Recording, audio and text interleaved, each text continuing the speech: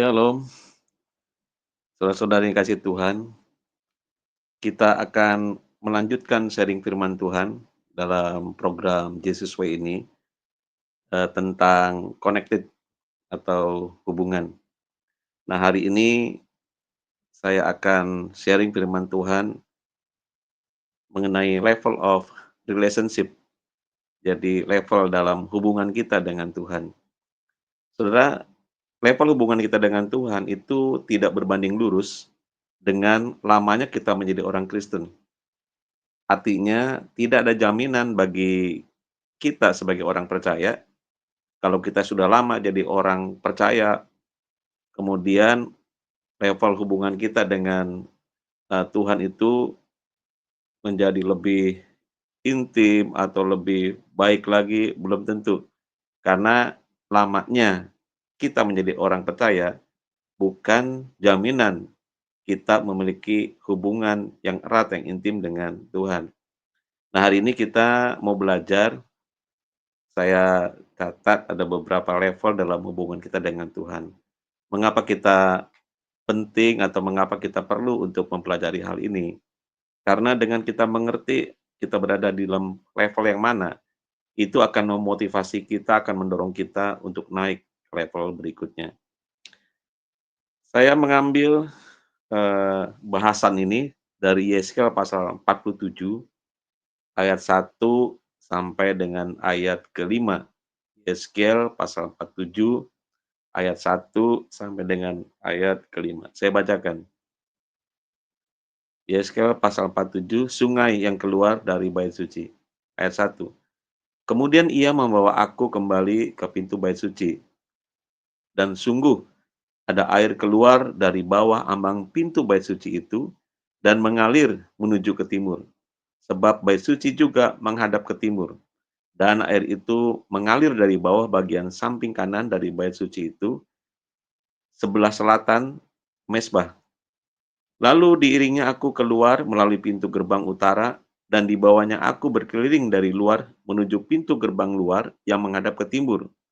Sungguh air itu membual dari sebelah selatan. Sedang orang itu pergi ke arah timur dan memegang tali pengukur di tangannya. Ia mengukur 1.000 hasta dan menyuruh aku masuk ke dalam air itu.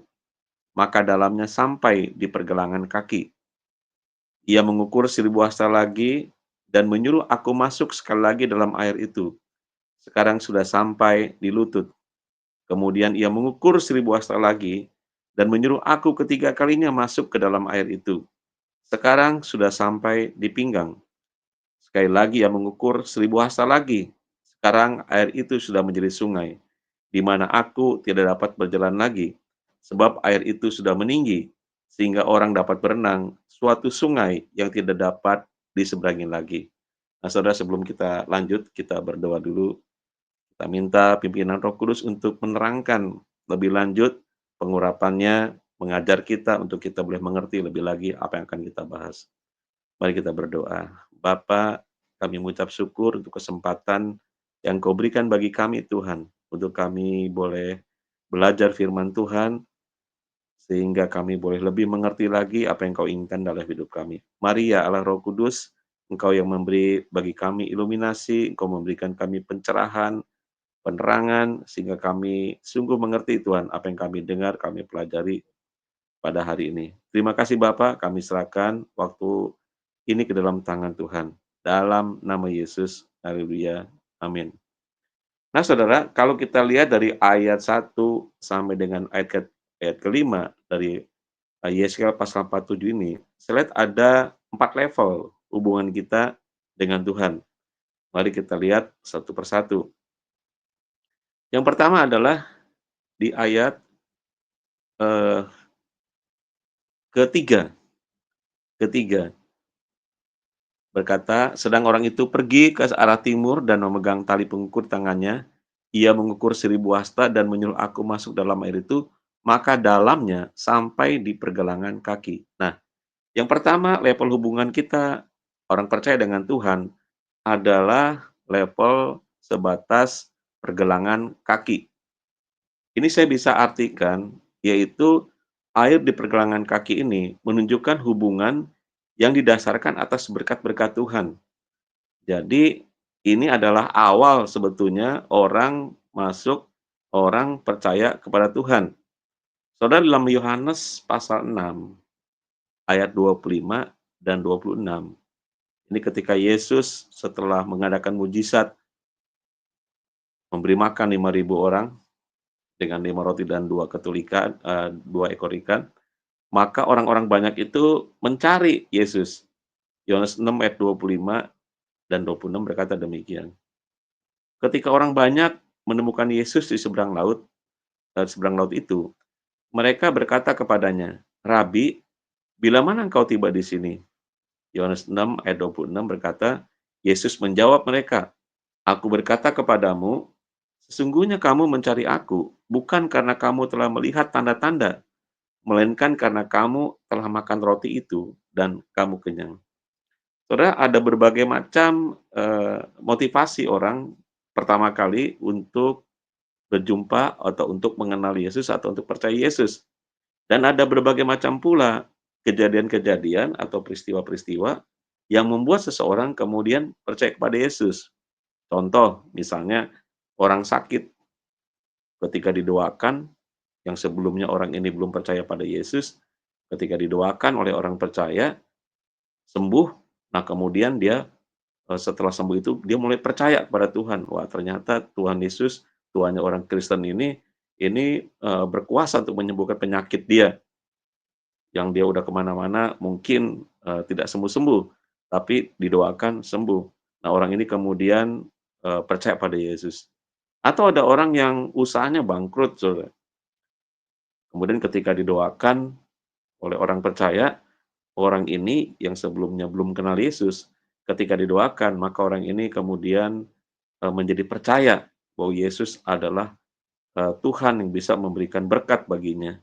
Jadi ada banyak orang yang dengan berbagai macam peristiwa yang membuat orang ini kemudian percaya.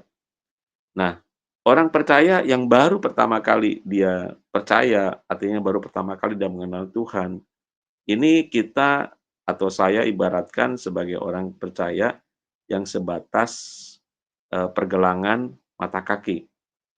Artinya saudara, orang percaya yang baru sebatas, pergelangan mata kaki ini adalah orang percaya yang komitmennya belum kuat. Artinya dia kapan saja dia bisa meninggalkan Kristus, karena memang baru percaya, karena memang dia belum, kuat tertanam di dalam iman Kristennya. Karena itu saudara seperti kita berjalan di atas air yang sebatas mata kaki. Kita dengan mudahnya mengangkat kaki kita, dengan mudahnya kita berjalan, dengan mudahnya juga kita bisa berlari, dengan mudahnya kita bisa meninggalkan air yang sebatas mata kaki itu. Nah, ini menggambarkan orang Kristen yang, eee, belum kuat komitmennya. Itu yang pertama, Saudara. Kemudian level berikutnya, yaitu sebatas lutut. Kita lihat di dalam ayatnya, tadi dikatakan ayat 47, pasal 47 ayat 4, "Ia mengukur 1.000 hasta lagi dan menyuruh aku masuk sekali lagi dalam air itu. Sekarang sudah sampai di lutut." Nah, Saudara, yang kedua adalah orang percaya yang hubungan dengan Tuhan itu saya ibaratkan atau dalam Yeskel pasal 47 ini adalah air yang sebatas lutut. Nah, ketika kita berjalan di dalam air yang sebatas lutut kita mulai berjalan agak, lambat Saudara, dibandingkan dengan ketika kita berjalan di atas air yang sebatas mata kaki. Kalau sebatas mata kaki kita berjalan, kita enak aja jalan. Kita dengan mudahnya berjalan, bahkan bisa berlari. Tetapi ketika air itu sudah sebatas lutut, maka air itu akan menahan laju jalan kita. Kita, tidak begitu mudahnya untuk berjalan, apalagi berlari ketika air itu sebatas lutut. Nah, hal ini menggambarkan Orang percaya yang sudah memiliki komitmen dengan Tuhan. Komitmen ini adalah suatu ketetapan hati untuk mengingatkan diri atau mentaati kepada gereja atau kepada Tuhan. Jadi pada level ini saudara, orang percaya mulai memiliki komitmen, baik kepada Tuhan maupun kepada gereja lokalnya. Jadi mungkin kalau orang yang sebatas mata kaki, pergelangan mata kaki itu orang percaya mungkin pindah-pindah gereja. Dia mau cari dulu yang mana yang cocok mungkin, dia lihat-lihat dulu apakah ada teman saya atau tidak di gereja itu, apakah asarnya baik-baik, apakah saya di-welcome atau enggak di gereja itu, mungkin masih jalan-jalan seperti itu. Tetapi orang yang sudah memiliki level sebatas lutut, dia sudah tertanam di gereja lokal, dia memiliki komitmen atas gereja lokalnya. Nah, saudara, komitmen ini menunjukkan kedewasaan seseorang. Jadi, kalau kita saat ini sampai dengan saat ini masih pindah-pindah gereja, masih belum menetap kepada suatu gereja lokal, itu perlu kita perhatikan apakah kita masih level di sebatas mata kaki atau kita sudah di sebatas lutut. Nah, saya percaya kalau orang yang sudah berada di sebatas lutut, seharusnya orang ini memiliki komitmen, yaitu sesuatu yang, penting di dalam kehidupan kita ini, baik dalam kehidupan bergereja, atau dalam kehidupan marketplace, atau dalam kehidupan keluarga.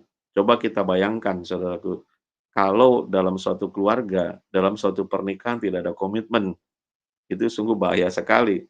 Atau ketika kita ada di marketplace, kita melakukan bisnis, kalau kita nggak punya komitmen, itu juga bahaya sekali, kita bisa nggak dipercaya sama yang lain. Demikian juga saudaraku ketika kita melayani, nah kita juga harus memiliki komitmen. Nah, orang yang ada di atas,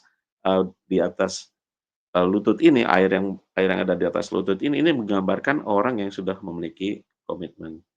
Nah, Saudara, berbicara mengenai komitmen, ada 3 alasan seseorang itu melakukan komitmen. Yang pertama, Saudara, apakah ketika orang itu melakukan komitmen, apakah dia melakukan karena terpaksa atau tidak? Ada orang yang melakukan komitmen karena terpaksa.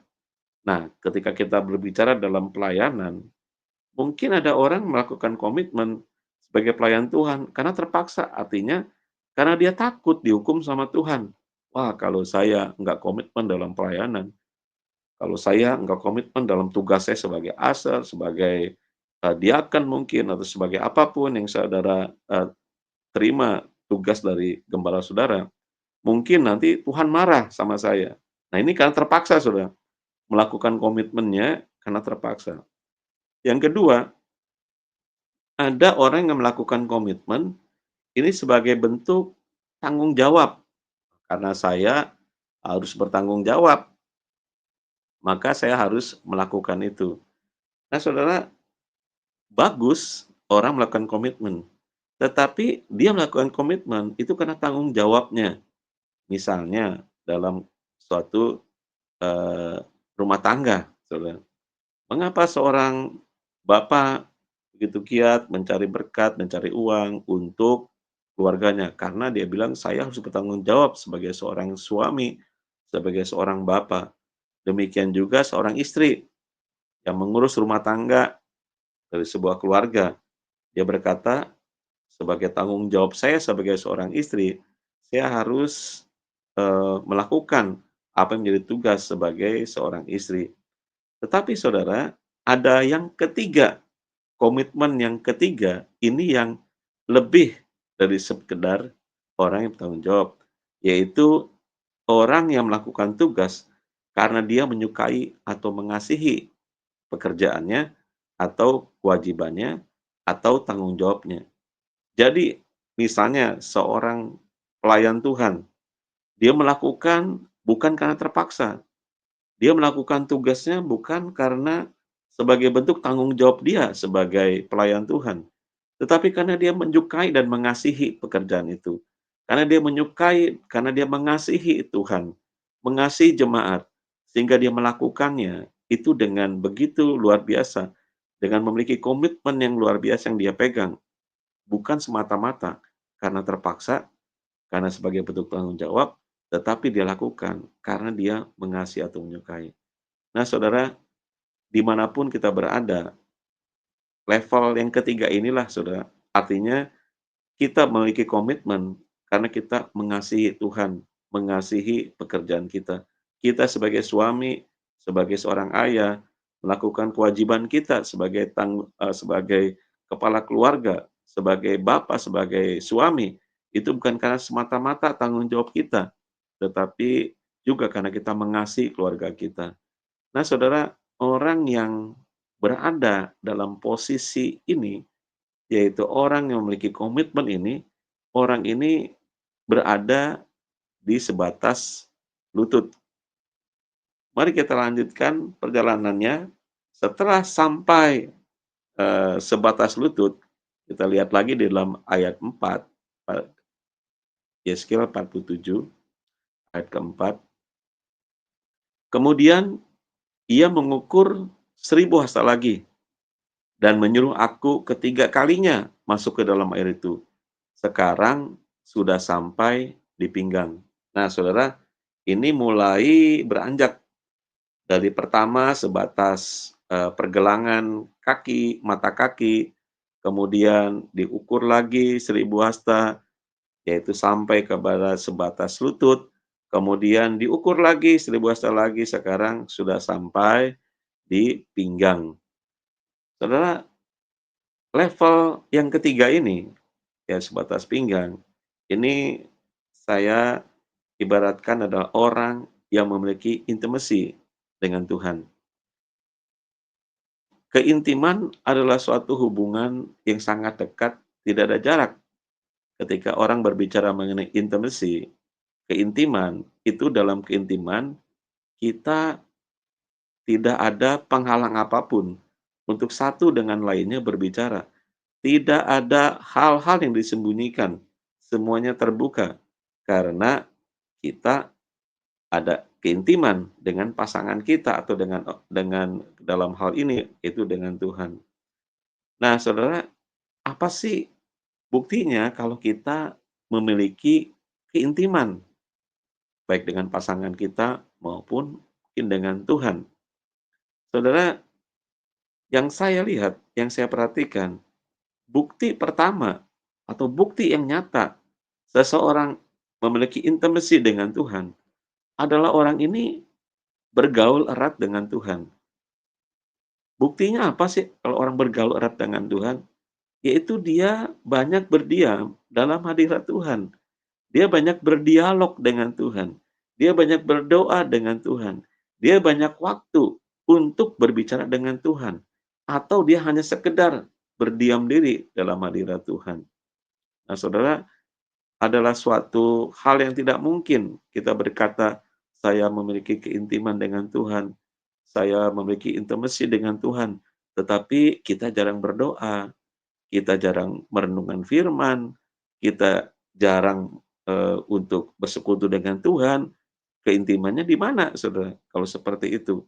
Karena itu adalah suatu hal yang tidak mungkin seseorang mengatakan dia memiliki keintiman, tetapi hubungannya dengan Tuhan jarang. Nah, karena itu saudara, bukti nyata bahwa seseorang memiliki keintiman adalah ketika orang itu banyak diam dalam hadirat Tuhan. Nah, saudara, kita lihat di dalam, Keluaran 33 ayat 11, ini cerita mengenai Musa. Firman Tuhan di dalam Keluaran 33, Keluaran pasal 33 ayat 11 berkata demikian. Keluaran pasal 33 ayat 11. Dan Tuhan berbicara kepada Musa dengan berhadapan muka, seperti seorang berbicara kepada temannya. Kemudian kembalilah ia ke perkemahan. Tetapi abdinya Yosua bin Nun, seorang yang masih muda, tidaklah meninggalkan kemah itu. Saudara, sesuatu yang luar biasa. Tuhan berbicara kepada Musa itu face to face, berbicara berhadapan muka, seperti seseorang berbicara kepada temannya. Wow, satu hubungan yang intim yang luar biasa. Tuhan dan Musa berbicara itu berhadapan muka, face to face, seperti kepada temannya. Ini adalah suatu hal yang luar biasa. Musa menjadi sahabat Allah. Musa berbicara, mungkin Musa mengeluh karena umat Israel itu tegar tengkuk, susah diatur, mungkin Musa mengadu kepada Allah, ini hari ini luar biasa bandelnya umat Israel, mungkin susah diatur dan sebagainya. Mungkin Tuhan memberikan nasihat kepada Musa, mungkin Tuhan menghibur Musa, mungkin Tuhan berkata-kata menguatkan Musa, ya seperti seorang sahabat, Saudara. Di sini kita melihat bagaimana intimnya Musa dengan Tuhan. Nah, Yesus mengatakan kepada para muridnya, Saudara, di dalam Yohanes 15 ayat 14 dan 15. Yohanes 15 ayat 14 dan 15. Yesus berkata demikian, "Kamu adalah sahabatku, jikalau kamu berbuat apa yang kuperintahkan kepadamu. Aku tidak menyebut kamu lagi hamba, sebab hamba tidak tahu apa yang diperbuat oleh tuannya. Tetapi aku menyebut kamu sahabat, karena aku telah memberitahukan kepada kamu segala sesuatu yang telah kudengar dari Bapakku." Saudaraku, Yesus ingin agar kita pun memiliki hubungan yang intim dengan Dia. Yesus bahkan menyebut kepada para muridnya, dan kita adalah para muridnya, yaitu bahwa kita adalah sahabatnya. Seperti Yesus menyebut kepada para muridnya, "Kamu adalah sahabatku." Karena itu kita percaya bahwa kita pun adalah sahabatnya Allah. Nah, saudara, orang yang menjadi sahabatnya Allah, orang yang memiliki keintiman seperti ini adalah orang yang berada sebatas pinggang. Nah, orang yang berada sebatas pinggang, saudara, tentu akan sudah sangat sulit, saudara, untuk berjalan. Beda ketika masih sebatas lutut. Sebatas lutut masih kita bisa angkat kaki, saudara, walaupun mungkin agak susah. Tetapi kalau sudah sebatas pinggang, tidak mungkin kita bisa mengangkat kaki. Artinya benar-benar orang ini sudah berada di dalam suatu komitmen yang kuat, ada di dalam suatu hal yang di mana dia memiliki ikatan yang kuat, keintiman yang kuat bersama dengan Tuhan. Nah, tetapi saudara, Tuhan tidak ingin kita berada pada level itu. Nah, terus dia ingin agar kita terus naik level, saudara. Bukan hanya sekedar kita sudah cukup puas dengan air yang sebatas pinggang kita, tetapi kita ingin, Tuhan ingin agar kita memiliki hubungan yang lebih intim lagi dengan Tuhan, hubungan yang lebih dekat lagi dengan Tuhan, hubungan yang lebih kuat lagi dengan Tuhan. Nah, kita lihat saudara di dalam Yesaya pasal 47 tadi, kita kembali ke Yesaya pasal 47, ayat kelima sekarang. Yesaya 47 ayat kelima. Yesaya 47 ayat kelima, sekali lagi ia mengukur 1.000 hasta lagi. Sekarang air itu sudah menjadi sungai, di mana aku tidak dapat berjalan lagi, sebab air itu sudah meninggi, sehingga orang dapat berenang. Suatu sungai yang tidak dapat diseberangi lagi. Nah, saudara, level yang berikutnya adalah level yang airnya di mana sebatas sudah melewati batas dia, dan airnya itu sudah menjadi sungai, di mana sudah tidak dapat diseberangi lagi. Nah, saudara, level ini saya ibaratkan adalah orang yang memiliki keterhubungan, connected, yang terus-menerus dengan Allah. Artinya level ini adalah level tertinggi, dikatakan dia bergaul karib, bergaul erat. Orang yang sudah tidak lagi tergantung kepada situasi dan kondisi untuk mengikut Tuhan, untuk bersama-sama dengan Tuhan, tetapi sudah benar-benar orang ini memiliki keterhubungan yang terus-menerus dengan Allah. Saudara, kita pun saudara demikian. Tuhan ingin agar kita berada pada level ini saudara. Pada level ini Roh Kudus dan roh kita itu menjadi satu, lebih erat lagi. Walaupun sebetulnya ketika kita percaya pada Tuhan, Roh Kudus, kita adalah bait Allah di mana Roh Kudus tinggal dalam diri kita. Tetapi ketika kita masih berada pada level pergelangan kaki, masih berada pada level sebatas lutut, mungkin kita masih belum atau masih kurang menyadari kehadiran Roh Kudus dalam diri kita. Kadang-kadang kita mau jalan sendiri, kadang-kadang kita tidak memperhatikan, pimpinan Roh Kudus dalam hidup kita. Kadang-kadang bahkan kita lupa kalau ada Roh Kudus dalam diri kita. Tetapi orang yang berada pada level air yang sudah menjadi sungai, yaitu sungai Allah itu, maka dia sungguh menyadari bahwa Roh Kudus ada dalam dirinya dan Roh Kudus itu bersatu dengan rohnya. Nah, saudara, di dalam 1 Korintus pasal 6 ayat 16 dan 17 berkata demikian. 1 Korintus pasal 6 ayat 16 dan 17.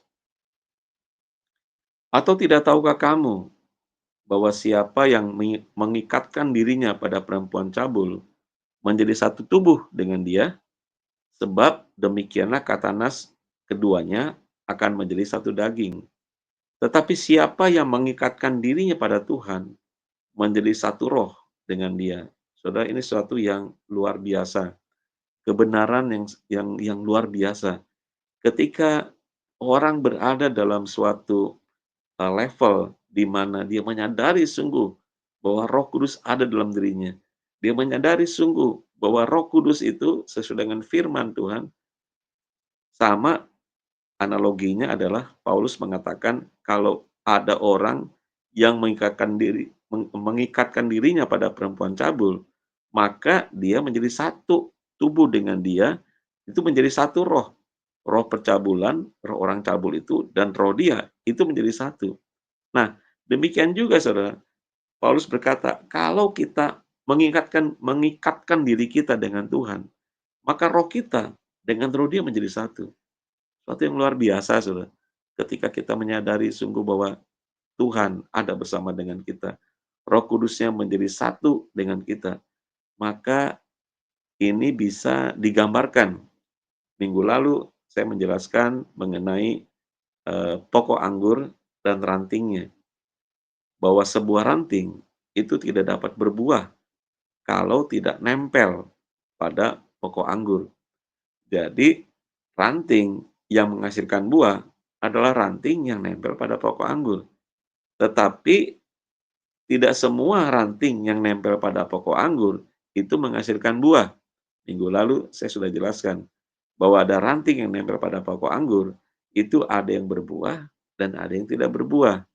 Nah, kenapa ranting anggur itu tidak menghasilkan buah anggur?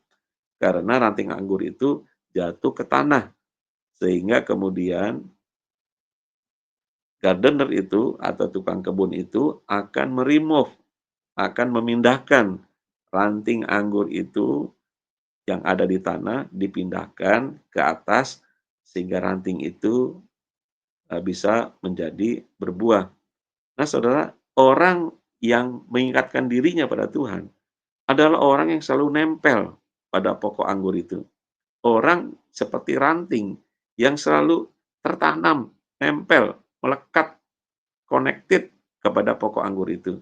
Sehingga ranting itu akan selalu menghasilkan buah karena dia selalu disuplai oleh pokok anggur itu. Nah, jadi saudara, kalau kita memiliki level seperti di sungai itu, air yang sudah menjadi sungai, maka kita pun akan selalu menghasilkan buah. Nah, saudara, memang kita atau orang percaya kadang-kadang tidak menyadari betapa pentingnya kita selalu melekat kepada pokok anggur. Karena mungkin karena pengaruh dunia ini. Nah, saudara, bila kita pergi ke satu tempat, kemudian di tempat itu atau di daerah itu tidak ada sinyal untuk HP kita khawatir bagaimana nanti kalau orang menelpon kita, menghubungi kita nggak bisa dihubungi. Atau sebaliknya, ketika di daerah itu tidak ada sinyal atau susah sinyalnya, sulit sinyalnya, maka kita juga khawatir bagaimana kita bisa menghubungi orang-orang yang kita kenal, yang kita mau hubungi. Tetapi saudara, ada banyak orang percaya yang tidak khawatir kalau orang itu tidak terhubung dengan Roh Kudus. Ada banyak orang percaya yang lebih khawatir kalau HP-nya nggak ada sinyal, dibanding dengan dia tidak merasakan atau dia tidak peduli dengan, keterhubungannya dengan Roh Kudus. Karena itu saudara, penting bagi kita untuk kita terus naik level dari pergelangan kaki, sampai kemudian kita masuk sebatas lutut, kemudian kita menjadi orang yang sebatas pinggang, kemudian kita dihadapkan kepada, sungai itu yang sudah menjadi sungainya Allah, di mana tidak dapat diseberangi lagi. Inilah Tuhan kita, bahwa Tuhan ingin supaya kita memiliki, progresivitas di dalam, kehidupan kita. Nah, saudara, eee, apa sih ciri-ciri orang yang selalu terhubung dengan Tuhan? Apa ciri-ciri orang yang sudah memiliki air yang sebatas sungai? Saya catat ada beberapa hal yang menjadi, eee, ciri-cirinya, mungkin nanti saudara bisa menambahkan, ciri-cirinya ini. Yaitu orang ini selalu ingat Tuhan kemanapun atau dimanapun dia berada. Saudara, orang yang sedang jatuh cinta, orang yang pertama kali jatuh cinta, dia selalu ingat akan kekasihnya. Mau tidur ingat kamu, mau mandi ingat kamu, mau makan ingat kamu. Selalu teringat, terbayang wajahnya. Nah, apakah kita sebagai orang percaya, satu hari itu apakah kita ingat Tuhan atau tidak? Satu hari itu apakah di hati kita, itu ada getaran-getaran cinta kita atau cinta Tuhan nggak sama kita? Atau kita ingat Tuhannya kalau seminggu sekali, saudara, atau kita ingat Tuhannya kalau kita mau makan atau mau tidur saja. Apakah di hari-hari sepanjang hari kita, di dalam kita bekerja, di dalam kita berbisnis, kita sama sekali nggak ingat Tuhan, saudara. Nah, karena itu tema Natal di, gereja kami sesuai dengan arahan gembala pembina kami itu, pikirkanlah perkara-perkara di atas. Artinya kita jangan hanya memikirkan perkara-perkara di bumi saja, tetapi kita memikirkan perkara di atas. Demikian juga dengan hubungan kita dengan Tuhan. Kita jangan hanya disibukkan, pikiran kita dipenuhi oleh perkara-perkara yang bisnis saja, pekerjaan saja, tetapi juga kita juga harus ingat Tuhan. Kita harus, berada terus di dalam konektivitas dengan Tuhan. Ada selalu terhubung seperti HP, saudara, yang selalu terhubung dengan sinyal, yang tidak yang sinyalnya kuat, bukan cuma sinyal yang cuma berapa strip saja, sehingga kalau kalau sinyal itu tidak kuat, maka kita bisa salah mendengar. Demikian juga ketika hubungan kita dengan Tuhan sudah, menjadi kuat, hubungan kita dengan Tuhan seperti sungai ini di level keempat ini, maka kita akan memiliki suatu hubungan yang baik. Nah, saudaraku, yang kedua, ciri yang kedua, apa ciri-ciri orang yang selalu terhubung dengan Tuhan? Yang kedua adalah orang ini bukan hanya banyak berdiam dalam hadirat Tuhan, tapi dia juga adalah pembawa hadirat Tuhan. Saudara, yang kedua, level yang kedua, orang yang selalu terhubung dengan Tuhan, kemanapun dia terhubung dengan Tuhan, sehingga kemanapun dia berada, dia membawa hadirat Tuhan. Jadi saudara, bukan hanya kita berdiam diri dalam hadirat Tuhan, tetapi Tuhan juga ingin kita menjadi pembawa dalam hadirat Tuhan. Nah, ini yang Tuhan inginkan. Saudara bayangkan ketika kita selalu terkoneksi dengan Tuhan, maka kita selalu terhubung dengan kuasa Tuhan, selalu terhubung dengan pengurapan Tuhan. Kita selalu berada, selalu siap menerima sesuatu dari Tuhan.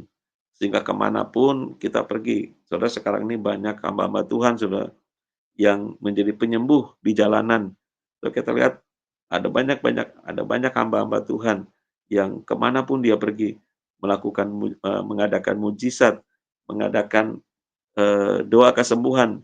Itu bukan hanya di dalam gereja saja, tetapi ketika dia ada berjalan, dia keluar, dia ada di bandara mungkin, dia ada di pasar, dia ada di mana, dia bisa mendoakan orang dan mujizat terjadi.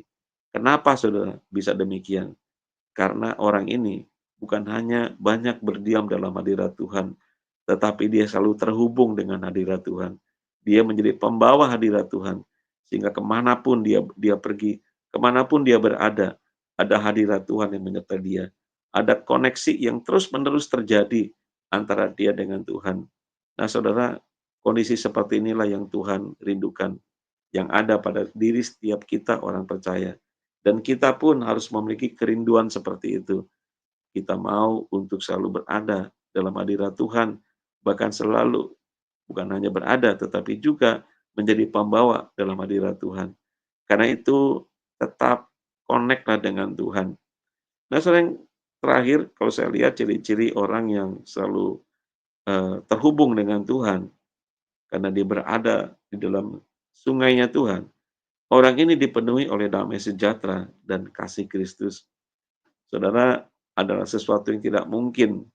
Orang ini penuh dengan kegalauan, penuh dengan kegelisahan, penuh dengan kekhawatiran, tetapi dia berkata bahwa dia selalu terkonek dengan Tuhan.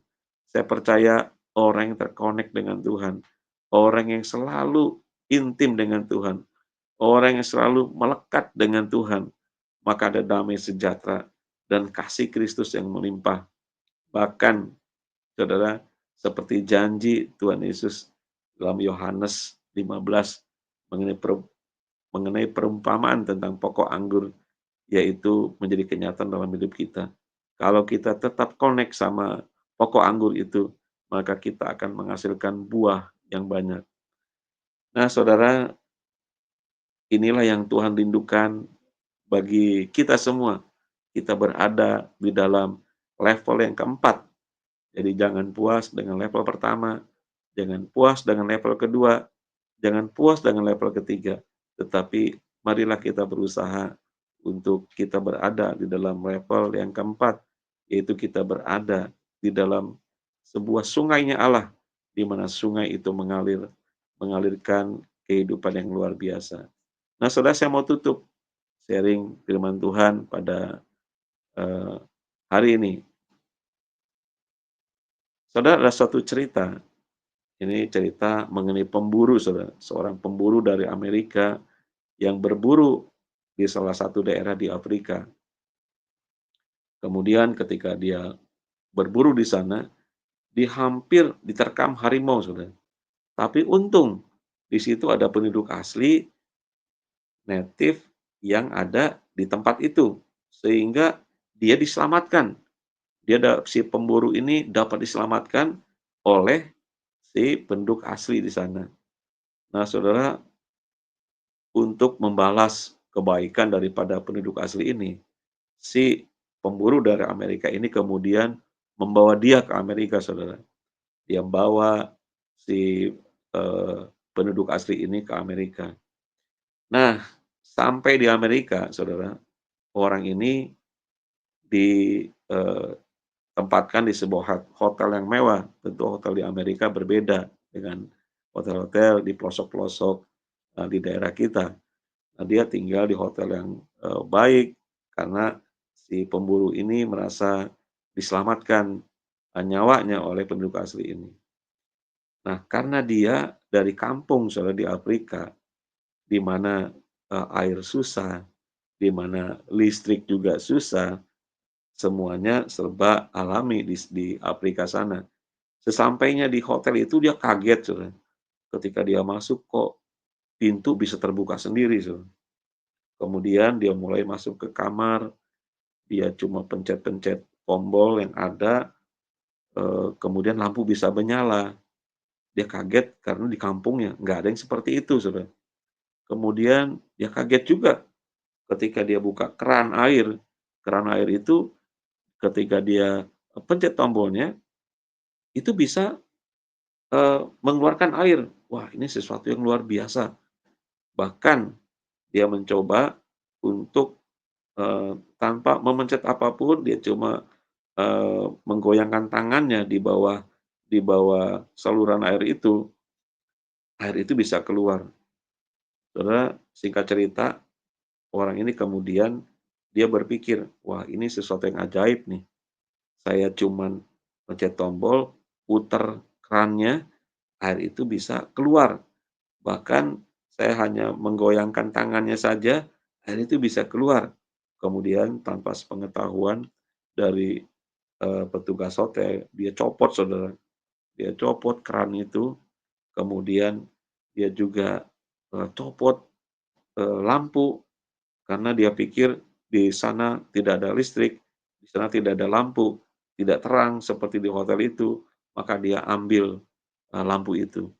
Dia ambil 2 macam lampu untuk menerangi dan dia ambil juga keran untuk bisa mendapatkan air.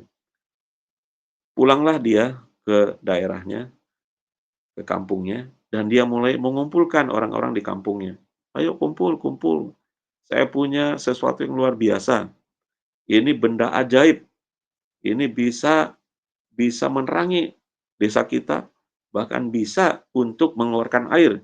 Jadi saudara-saudara nggak usah pergi ke sungai lagi untuk mencari air. Saudara cukup lihat, saya punya suatu benda ajaib." Kemudian saudara, kumpullah orang-orang di sana, mulai berkumpul, dan si orang ini yang pergi ke Amerika itu, kemudian dia mulai mengeluarkan, satu dia mengeluarkan lampu, bola lampu, yang satu lagi dia mengeluarkan keran. Dia mulai menancapkan, Saudara. Dia tancapkan, lampu itu di sebuah, tanah yang dipersiapkan, kemudian dia juga menancapkan air itu di, eee, tanah itu. Setelah dia tancapkan, dia berkata, "Dalam hitungan beberapa menit ini, ketika saya akan putar lampu ini, akan putar keran ini, maka lampu ini akan menerangi kita. Kemudian ketika saya memutar keran ini akan mengeluarkan air." Kemudian dia mulai putar, Saudara. Tetapi apa yang terjadi? Lampu itu tidak terang, lampu itu tetap mati, keran yang dia pikir bisa mengeluarkan air juga tetap tidak mengeluarkan air. Kenapa, Saudara? Karena kita tahu bahwa tidak ada sumbernya. Lampu itu tidak terhubung dengan, sumber listriknya, air itu tidak terhubung dengan sumber airnya. Kalau cuma keran dan lampu, itu cuma sebagai alat untuk bisa bekerjanya air atau listrik dari sumbernya. Tanpa sumbernya, tanpa ada sumber, maka air tidak bisa keluar. Tanpa ada sumber, maka listrik tidak akan bisa keluar, karena tidak ada hubungan. Nah, Saudara, dari perumpamaan ini kita bisa melihat, kita sebagai orang Kristen tidak akan bisa berbuat apa-apa kalau kita tidak terhubung dengan Tuhan.